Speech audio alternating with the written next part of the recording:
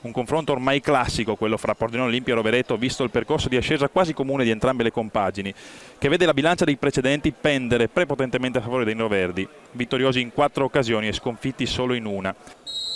Partiti in questo istante col primo possesso del Pordenone, cerca Silon, ancora Fusari, ancora su Silon, ancora su Fusari che si presenta davanti a Vascello, bravo a deviare quanto basta, allarga verso Minatel che ha davanti a sé Amin, quindi cerca Morson che riesce a liberarsi e poi a concludere su Ceschini, bravo in uscita bassa, anche opporsi di petto. Quindi la scarica su Morson che riesce a girarsi e poi conclude scheggiando l'incrocio dei pali.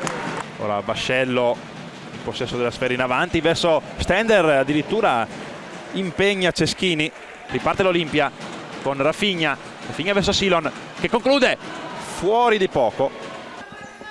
Gurgel verso Langella che conclude deviata.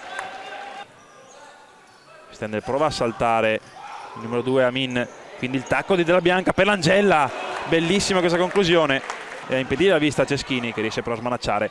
Riparte così l'Olimpia, ora è Amin alla sfera e la scarica di sinistro approfittando di questo errore del Pordenone per il vantaggio ospite. 11:25 di gioco, passa l'Olimpia Rovereto con un sinistro di rapina di Amin. Lo scambio fra i due, si ritorna nuovamente da Coren sulla fascia sinistra, prova a centrarsi, il numero 9 conclude, scheggia l'incrocio dei pali. Coren contro Onzaka, avanza il piccolo trotto il numero 9, poi si gira e conclude, bravo Ceschini nella parata a terra che avanza lentamente con Amin di fronte a sé. Ora può accelerare e trova una parata di Ceschini che è bravo e fortunato. Poi Pordenone ha un'ultima chance, la sciupa però qui Minatel, riparte così l'Olimpia verso Fusari che è da solo davanti a Vascello. Pordenone e Olimpia Rovereto nuovamente in campo in attesa che inizi questa ripresa con Gurgel sul punto di battuta, cerca Minatel, poi al centro tocca in qualche modo Stender, tocca anche Rafinha, sarà calcio d'angolo di nuovo, esce Bazzanella per contrastarlo, accelera ora il numero 9, poi conclude verso la porta di Ceschini che si supera di gamba e ora di mano per il Pordenone. Olimpia che ora ha un'opportunità con Fusari tutto con Vascello, raddoppio dell'Olimpia che come nel primo tempo colpisce in maniera cinica e sorniona, in questo caso probabilmente alla prima vera incursione della ripresa. 9-11, cambia nuovamente il parziale. Langella sul fronte opposto, si accentra anche lui, conclude sfiorando l'esterno dell'incrocio del secondo palo. Non ha però reali soluzioni se non nuovamente ora verso Langella che prova a centrarsi, trova una spettacolare parata di Ceschini, poi Morson.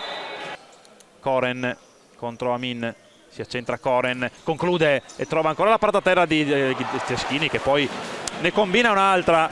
Non serve minimamente un suo intervento considerato l'altezza con cui conclude Coren. Riparte per l'Olimpia, Onzaka, Rafinha che conclude e ancora una volta l'Olimpia è cinica e superba nel riuscire a capitalizzare al meglio le proprie occasioni.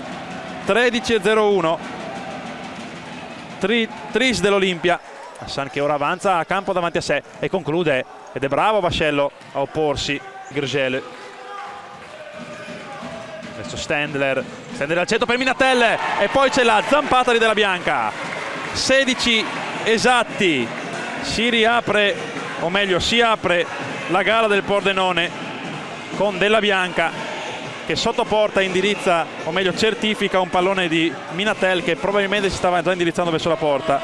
Ceschini che rilancia in avanti mentre i tifosi dell'Olimpia accompagnano il countdown verso una sirena che arriva e decreta la vittoria dell'Olimpia Rovereto.